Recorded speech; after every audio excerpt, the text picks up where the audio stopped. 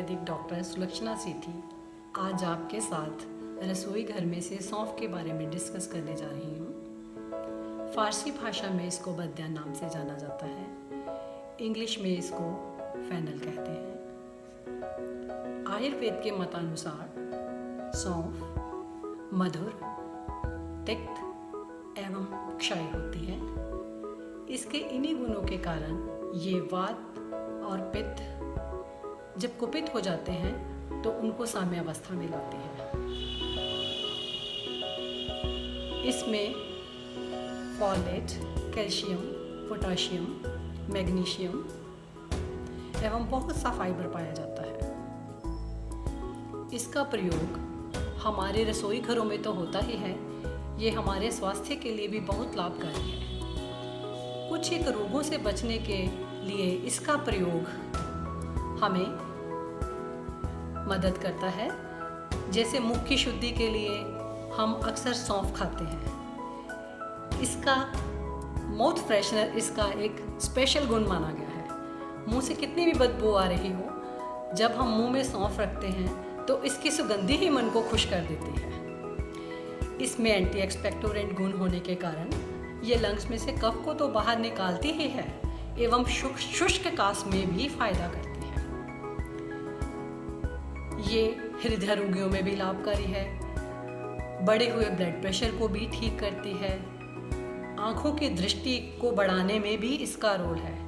इसको सौंफ को काली मिर्च और मिश्री के साथ मिलाकर खाने से ये नेत्रों की दृष्टि को बढ़ाती है। इसके अलावा इसमें और भी कई गुण पाए जाते हैं। जब हम इसका यूज़ करते हैं तो ये भूख को बढ़ाने वाली है, अन्न को पचाने वाली है और पेट में बढ़ी हुई वायु को इसके प्रयोग से वो भी निस्सार हो जाती है, यानी कि पेट से निकल जाती है। आम अतिसार में भी इसका बहुत फ़ायदा है। जब हम गलत खाना खाते हैं तो उसकी वजह से हमारे शरीर में जो अपक्व अन्न रह जाता है वो बार बार मल के रास्ते से बाहर निकलता है। इसके इस दोष को दूर करने के लिए जब हम सौंठ और हरड़ के साथ मिलाकर इसको खाते हैं तो ये आम अतिसार को ये ठीक करता है और पेट को साफ करता है।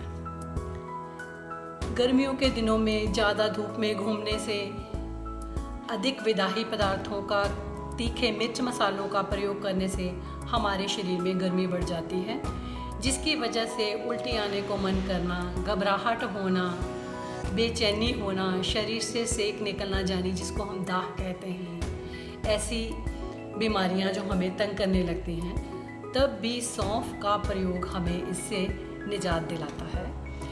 इसको ठीक करने के लिए हमारे घरों में ये रेसिपियां बड़े लंबे समय से चल रही हैं, यूज़ हो रहे हैं हमारे रसोई घरों में। इसके लिए हम बादाम, खसखस, सौंफ, छोटी इलायची, श्वेत काली मिर्च इनको भिगोकर रख देते हैं और 7-8 घंटे भिगोने के बाद इसको पीसकर हम जल में मिलाकर पीने से घबराहट दूर होती है, मन को शांति मिलती है और मन तरावट से खुश हो जाता है। इसके अलावा ये हमारे शरीर के दाह को भी ठीक करती है। इतनी अच्छी ऑक्सीडेंट है कि ये हमारे स्वास्थ्य को भी ठीक करती है। इन गुणों के अलावा सौंफ का प्रयोग उधर कृमियों में भी होता है। उधर में जो कृमि हैं वो श्लेष्मिक कला के साथ चिपके हुए रहते हैं, जिससे वो हमारे खून को अंदर से चूसते हैं, जिससे इरिटेशन होती है, चिड़चिड़ापन होता है मन में, नींद गायब हो जाती है। इसको ठीक करने के लिए सौंफ का जो तेल है वो बहुत ही उपयुक्त रहता है। कुछ दिनों तक सौंफ का तेल शक्कर के साथ प्रयोग करने से और उसके बाद अरंड तेल का विरेचन देने से उधर में जो कृमि इससे मृत हो जाते हैं और इवन जो जीवित भी होते हैं वो भी मल के साथ बाहर निकल जाते हैं। एंटीस्पाज्मोडिक गुण होने के कारण ये मासिक धर्म में भी यूज़ की जाती है। जब कष्ट के साथ स्त्रियों को मासिक धर्म आता है, उसमें सौंफ का काढ़ा बनाकर पीने से वो आराम से आ जाता है। इसी तरह इसकी ईस्ट्रोजेनिक प्रॉपर्टी होने के कारण ये ग्लैक्टोगोग का काम भी करती है।